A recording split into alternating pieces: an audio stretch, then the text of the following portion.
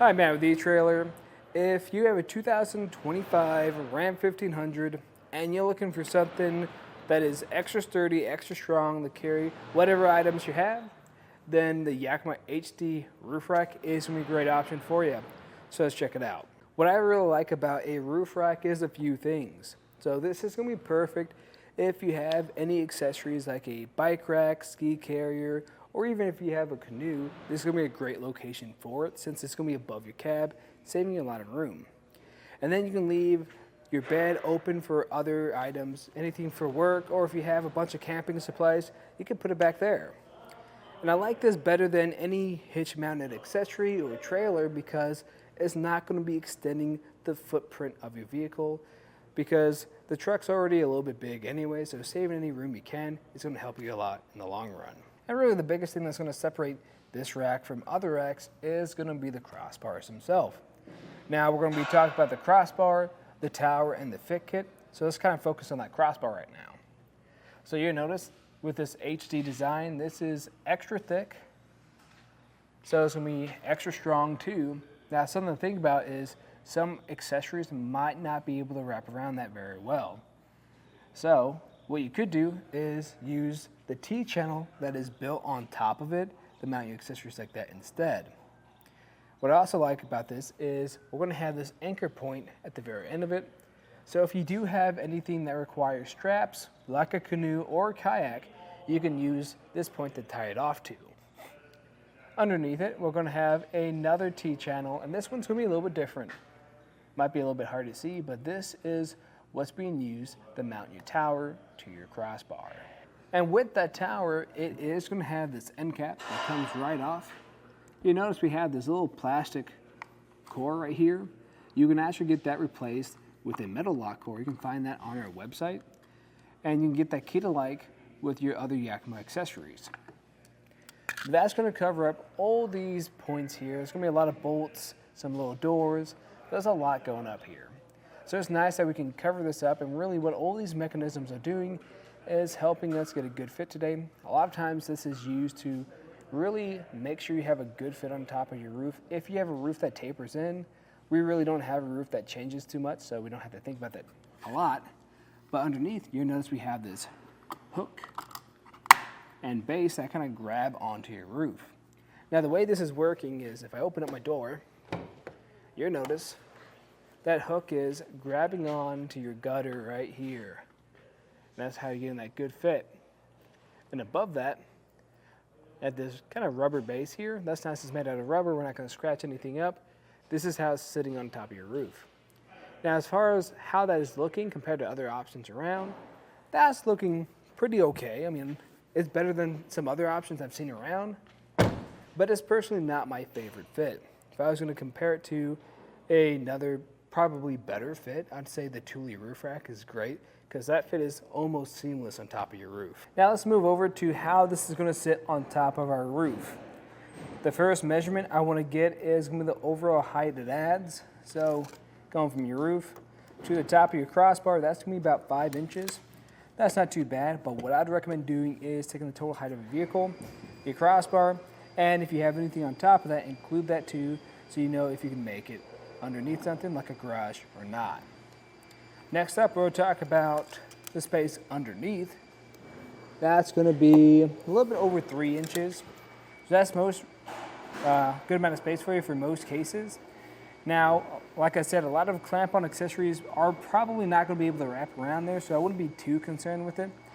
But if you do get one to wrap around there, and if it is a little bit bulky, just kind of keep in mind it might be a little bit hard to really use. And if you have a sunroof on your roof, if that expands up, it might make contact with it, so just keep an eye out for it. And for how far it's going to stick out on the side for your overhang, this is pretty minimal. This is going to be as close as you can probably get. And a lot of people like that because you're going to be less likely of hitting your head on this. Now, it is a downside in some cases because if you are using a clamp-on accessory, you're not going to have really any room to put it on like that. But like I said earlier, most mount-on accessories won't be able to wrap around this unless you have an adapter. So definitely keep that in mind, but something you would want as close as possible to the edge would be anything like a bike rack or a ski carrier. And as for the weight capacity, Now, like I said, these bars are pretty sturdy, but it's important to think about the whole rack itself, because we're going to have the fit kit and the towers themselves. So your crossbars are probably going to have the highest weight capacity. And honestly, what your limiting factor most likely will be is going to be your roof. So what I'd recommend doing is just finding that in your owner's manual and then going from the lowest rated component.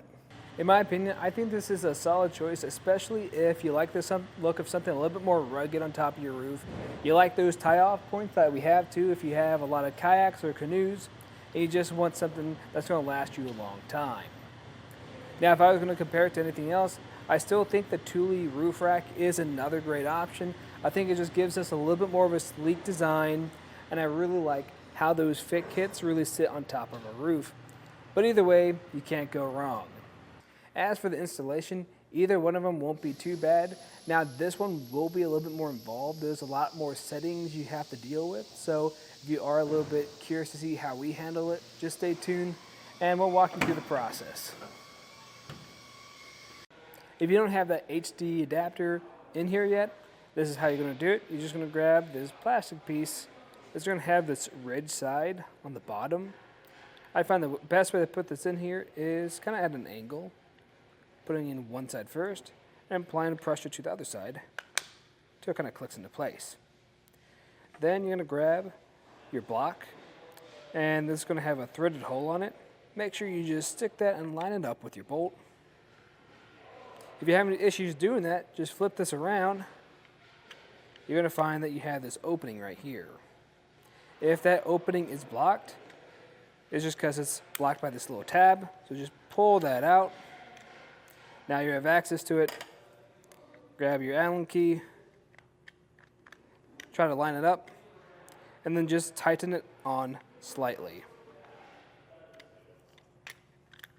Just like that. Now that your towers are prepped, because you're going to do that on each one, you're going to move over to the crossbar, and we're going to flip this over. And now we have the underside facing up. You're going to find we have a little bolt in there. With that bolt, I'm just going to grab our Allen key and remove it. And sometimes this can be a little bit tricky getting out. So what we find the best way to take it out is just by flipping it over and catching it in your hand. Then you're going to remove your end cap, just sliding that off. And we can put our towers on. Now the way you're going to put your tower on is just by lining up that metal block with that channel. Now I can actually mount both the towers from the same side. I just need to make sure they're facing in opposite directions. So I need to make sure this is facing like this for the side furthest away from me. I'm just going to push it on all the way across. And for the second one, I'm just going to make sure it faces the opposite direction. I'm going to take off that end cap. You can just squeeze on it and it'll come right off. And it's just going to face this way when you put it on. Now, if yours is already on and it's too tight, just loosen that same bolt we used earlier to install that HD bar adapter, and then it'll go on. And from here, just make sure you put your end caps back into place, and we can move over to the next step. We're going to put these towers in their exact spots, how they're going to sit on your roof. Now we need to reference our instructions to find those exact numbers. That's going to be under your M1 and your M3 measurement. Your M1 is going to refer to the measurement on your front crossbar, and your M3 is going to refer to the one on your rear crossbar. They might be different, sometimes they're the same though. And an easy way to really measure this out is if I look down here at the crossbar, we're going to notice there's some little numbers here. Sometimes they can be a little hard to see, but once you spot them, then you can just line up the very front of our tower to the spot where it needs to sit. And then just do that on the other side. Next up, we're going to have to adjust some settings, but before we do that, we're going to have an error on our crossbar. And it's going to make it easiest for you if you make sure this arrow right here is facing away from you. It might be kind of hard to see, but just make sure it's pointing away from you. Once you've done that, we can actually come over here to the tower. And the first setting we're going to adjust is going to be our P1 or P2, depending on if you're on the front or rear crossbar. We're going to have that bolt in here, that same one we used to connect to that block earlier. You're going to notice we have 3 different lines. There's going to be an A, a B, and a C. The C is going to be closest to you, and you're just going to reference your instructions to find which one this needs to sit on. And once you've done that, then we're going to tighten this into place. After, when this is tightened, you're going to notice at some point you're going to hear some clicking coming from your Allen key. That's going to be that built-in torque device letting you know it's tight enough. Just like that. Next up, I'm going to reach over here. I'm going to grab one of our bases. And what I want to do with this is there's going to be an arrow on that tube.